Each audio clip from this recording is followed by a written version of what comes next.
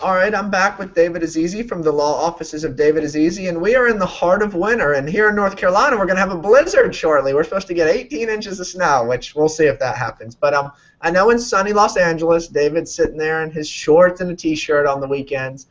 But something that comes up a lot this time of year is people want to go skiing. And anyone who has been to a ski resort, the first time you go, it's kind of scary.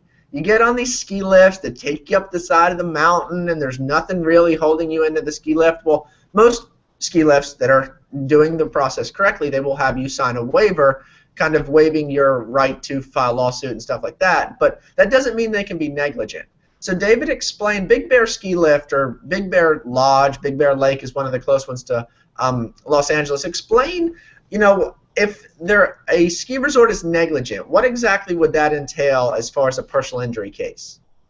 Well, in terms of a ski resort being negligent, there's so many ways of accidents happening. But we can take, for example, a ski lift. Generally, when you sign a release, most releases, I got to take a look at them, so each one's different. But most releases have some form of waiver which releases them of mere negligence. And there's a difference between mere negligence and gross negligence.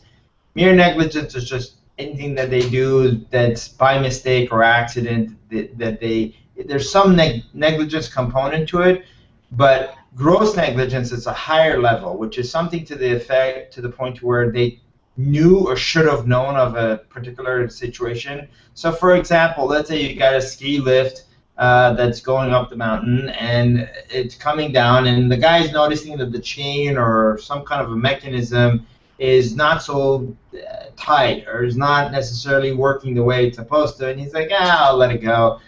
We'll fix it at the end of the day. But it poses as a dangerous condition.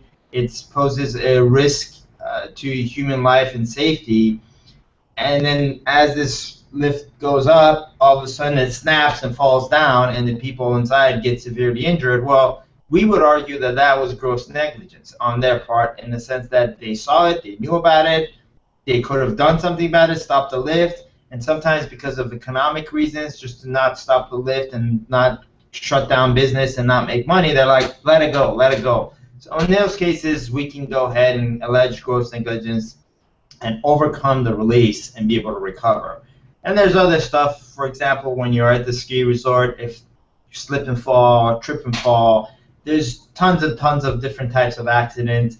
I usually tell family, friends, clients, old clients, when they tell me, like, do you do this, do you do this? I tell them, look, I handle all types of accidents or cases that involve injury. The best thing to do is contact me. We'll go over the case. Free consultation, no obligation whatsoever, and we work on a contingency, which says that we don't recover anything unless you recover something. So if we don't win, you don't owe us anything.